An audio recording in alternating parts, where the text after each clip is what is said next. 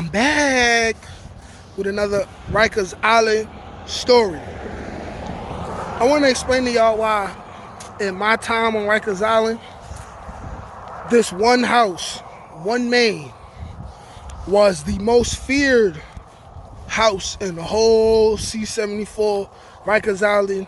Really the hottest nigga, you gon' respect this lava. I'm shooting it if I pull it, boy, make sure you want this drama. I bring it to you like it's Law and Order SVU. Turn you to a vegetable, now you look good inside a soup. Family come from Bishopville, but I grew up in that Bronx Zoo where they shoot you dead in the street and then dance all on top of you and I do what I got. My analytics tell me that majority of you who watch my videos are not subscribed, and this, it's making the algorithm a little tricky for me, If you like to watch my videos, go ahead and hit subscribe right now. Also, hit that notification bell so the videos can get to the people who really want to watch them when it's time. Go ahead and send your boy, $1 or $2. I know you got women you want to trick on. I know you got child support. I know you got rent, you know what I'm saying? If you ain't got it, you ain't got it. I'm black. I know how I be. You want to support this movement. Anything you can send would be greatly appreciated. But if not, hitting the like button is payment enough for me. Now let's get back to that video. One main house of pain. Make you want to blow out your brains. This was the most feared and dangerous and most talked about house in all of C-74 adolescent. The reason being was because this particular house was a high classification house. Some people would go there right after the box, but not all people. I was lucky enough to not have to be in one main. That shit really a battle test you. I mean, all the stories that I heard about one main. Okay, I'm gonna break it down for you.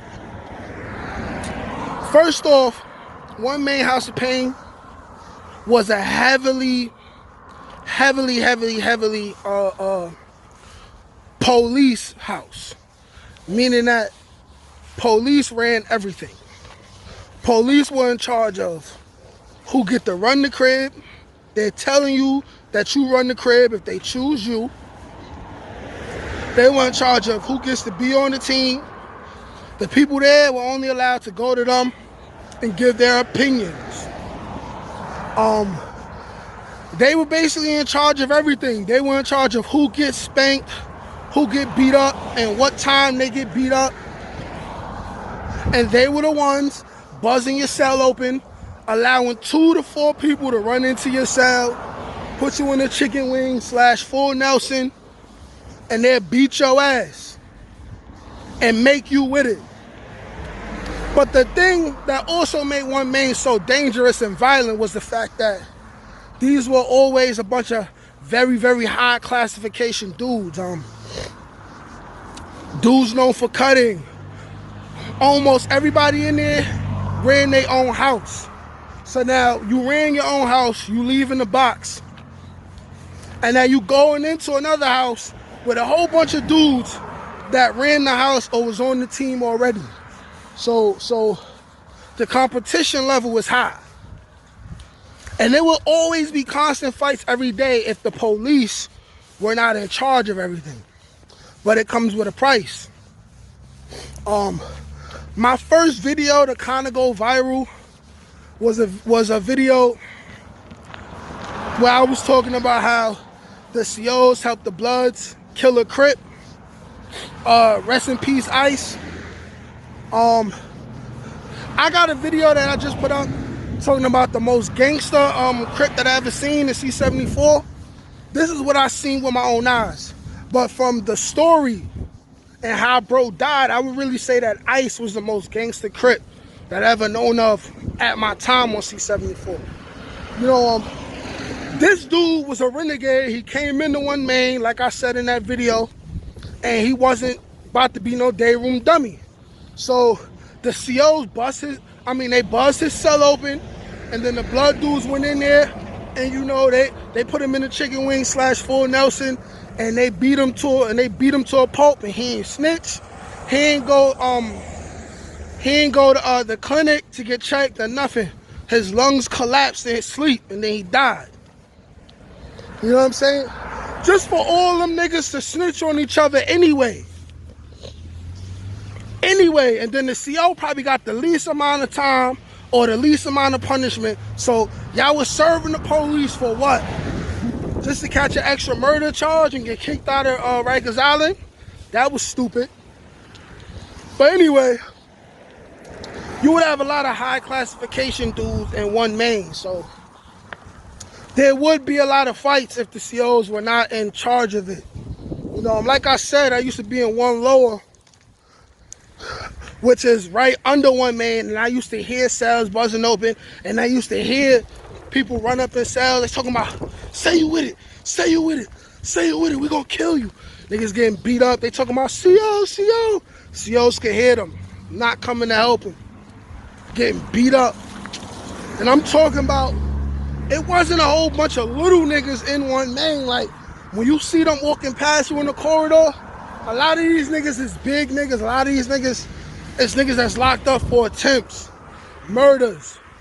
They done been on the island at least 2 years already, you know, so they been bitten. They knew how to do this shit. But everywhere you go, you always hear about one main house of pain.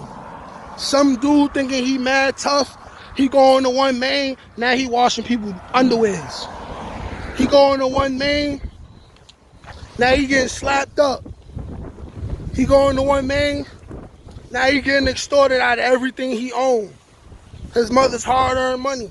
His girl hard-earned money. You know what I'm saying? Like, from what I see, one main house of pain will often be a reality check for a lot of dudes, you know.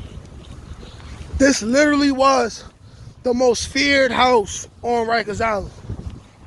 C-74 adolescents, you know what I'm saying? Nobody wanted to go there. I didn't want to go there. Had I went, I'd have found a way to survive, you know. I probably would have just waited for the sergeant or somebody to come, and then I would probably just snuff the biggest dude in there, allow the house to jump me, and then I'd have got moved somewhere else. That's probably how I would have handled that. There's no way I'm staying. Because if these dudes would have really put me in a full Nelson and really tried to beat the shit out of me, I probably wouldn't have made it home. You know what I'm saying? You know what I'm saying? Like, I'd have got me a sharp pencil or a pen, being that most of the material to make a shank or a sharp weapon. By the time I got to Rikers Island, most of that material off the radiators is all gone. You know, it's straight just pipe. Straight just radiator pipe. All the metal and shit that you could sharpen and rip off, gone. Because in the 80s and 90s, the 90s early inflection of the blood era, they was the one making majority of the shits, them and the Lion Kings. So all I would have had would have been a sock full of 20 pieces of Cold Craft soap. You know what I'm saying? And that's how I would have dealt with that. But yeah, so one main house of pain was the most feared house in Rikers Island, and it's because of the heavy police presence and the high classification of the dudes going there, because a lot of these dudes already had houses. So competition for control of the house was high.